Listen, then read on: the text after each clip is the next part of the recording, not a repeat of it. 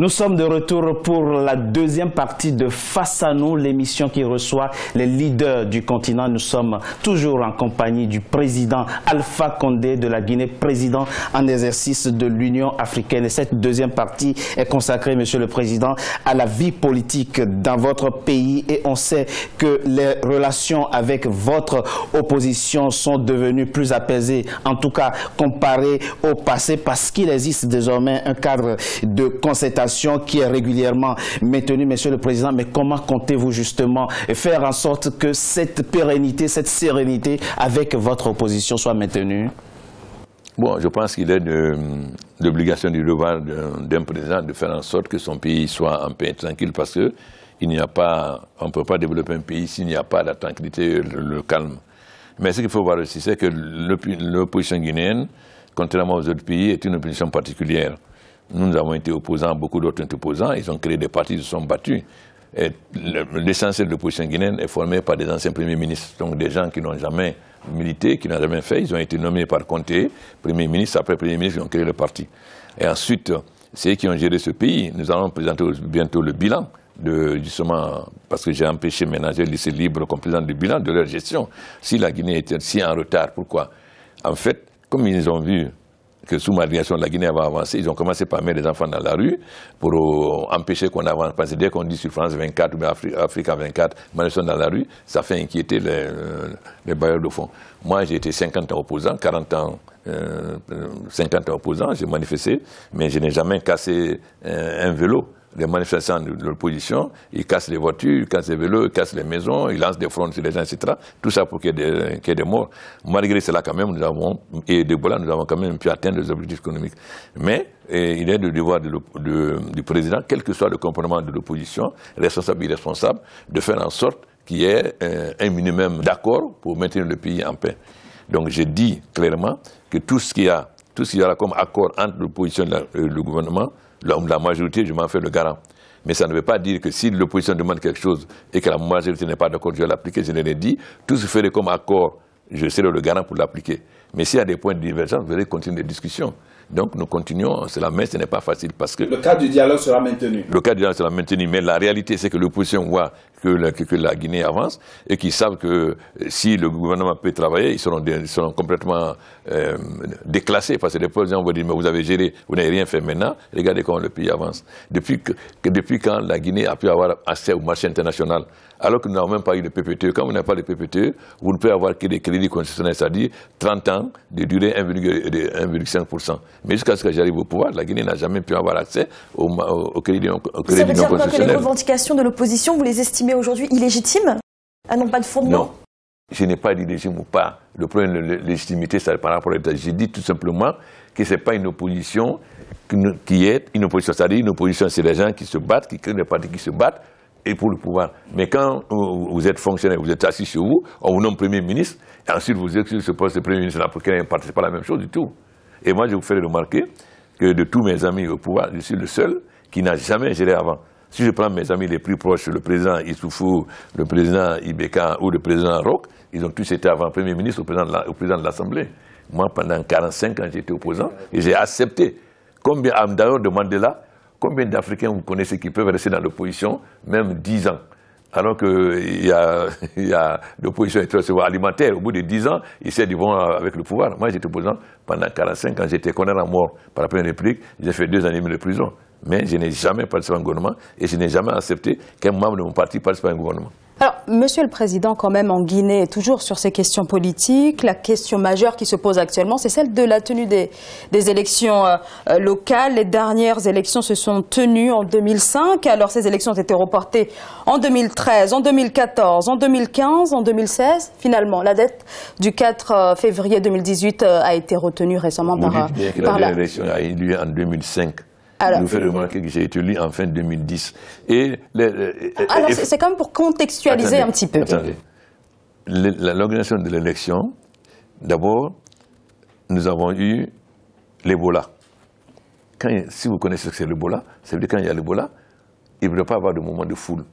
Vous devez vous éviter le salut, etc. Je suis venu au pouvoir en 2011. De 2011, pendant un moment, il n'y avait pas de parlement. Il faut un peu connaître l'histoire de la Guinée, cher ami. S'il vous plaît, pendant un moment, on était en période de transition. C'était le CNE, non, le Parlement avec Rabi. Le CNT. Voilà. Donc, il a fallu d'abord organiser les élections législatives. Ça a été organisé quand? La première, ce n'était pas l'élection municipale, c'est l'élection législative. Puisqu'il n'y avait pas de Parlement. Donc, on a d'abord commencé par l'élection législative. Et quand, après l'élection législative, il y a eu l'Ebola. Est-ce qu'on doit organiser d'abord l'élection législative pour avoir un Parlement, ou bien on devait faire d'abord des élections municipales? Donc, il faut que savoir, il faut compter 2011. Il y avait quand même, alors, il y a 2016 quand même. Elles ont été, 2016. Elles ont à nouveau été reportées en 2016. Elles ont été reportées avec la santé de l'opposition. Pourquoi? Ils ont demandé la modification du code électoral. Ce qui a été fait. À partir du moment qu'on demandait, on ne peut pas faire des élections lorsqu'on doit modifier le code électoral. Donc, ce qui est responsable? Donc, il a fallu qu'ils négocient un mouvement d'opposition pour adopter un code électoral. Ensuite, il fallait que ce code électoral soit vu par la Cour constitutionnelle. Donc, pendant toute cette période-là, puisqu'on doit organiser les élections à partir du nouveau code électoral, je pense qu'il serait mieux, avant de dire temps, de savoir d'abord quelle était la situation. Est-ce qu'on pouvait organiser les élections alors qu'on doit organiser sur la base du nouveau code électoral? Alors, finalement, donc je le disais, la date du 4 février a été récemment retenue par la commission électorale. Est-ce que les Guinéens peuvent réellement croire à la tenue de ces élections et quelle garantie au jour d'aujourd'hui? L'élection ne relève pas du gouvernement. L'élection relève de la CENI. Et j'ai été toujours contre une CENI politique. Je me suis battu pendant tout le temps pour qu'on ait une CENI professionnelle. C'est l'opposition qui a voulu une CENI politique. Parce que une CENI politique, ce n'est pas des gens qui viennent, qui maîtrisent les questions électorales, ils viennent parce qu'ils sont militants d'un parti. Donc, en Guinée, c'est la CENI qui fixe, qui crée les conditions des élections. Et le président ne fait qu'entériner, prendre un décret pour entériner la date. C'est-à-dire, une fois que le Sénat a fait des propositions, le président a le pouvoir maintenant de prendre une décision pour fixer la date. Donc, si le Sénat qui doit dire, les conditions pour organiser les élections sont remplies.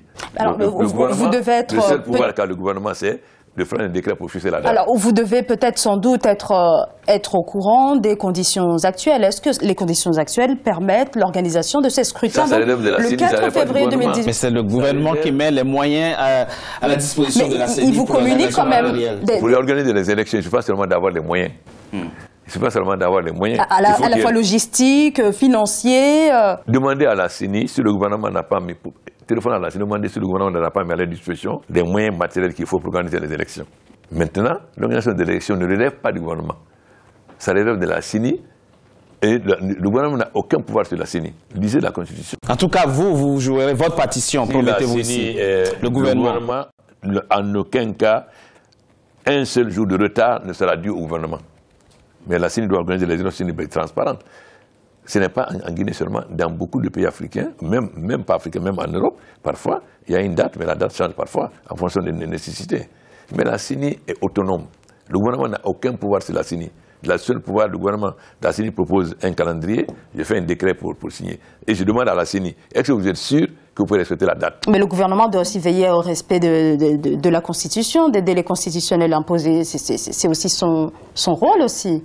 Mais d'abord, les délais constitutionnels ne concernent pas les élections municipales parce que les élections, il n'y avait pas... Il faut savoir ce qui s'est passé.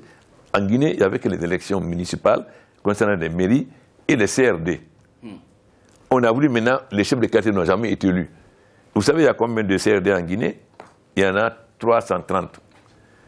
De combien d'accords vous avez décidé maintenant qu'ils soient dans... Quand on veut maintenant qu'on fait l'élection des chefs de quartier, vous savez, il y a combien de chefs de quartier? Alors, au lieu d'avoir une élection sur 320 listes, on a avoir pour 2000, 3000 listes. Donc, quand l'opposition elle-même a demandé des choses impossibles, elle a demandé que les chefs de quartier soient élus. Alors, donc, quelle possibilité on avait d'élire les chefs de quartier? Finalement, ils ont été obligés d'accepter un compromis, parce qu'eux-mêmes, ils ont vu que c'était une demande irresponsable.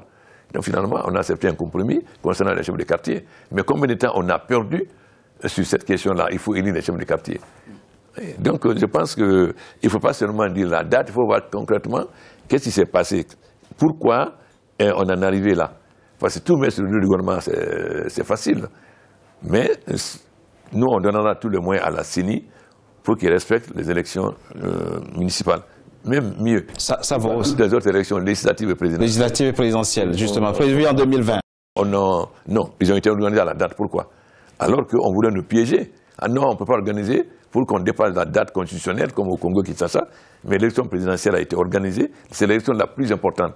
Elle a été organisée à la date exactement prévue par la Constitution. À bonne date. Et ça a été la même chose pour l'élection législative.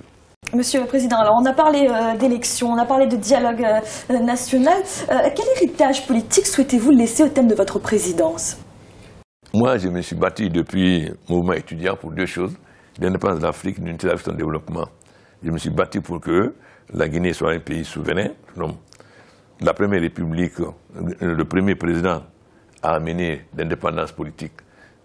Mon objectif, c'est de dire demain que si nous avons pu avoir l'indépendance politique par la première république, notre indépendance politique, j'espère qu'après moi, on sera sûr qu'on aura l'indépendance économique de la Guinée. Voilà mon objectif. C'est pourquoi j'ai dit, quand les gens de que j'ai pris la Guinée là où Sékou Touré l'a laissé.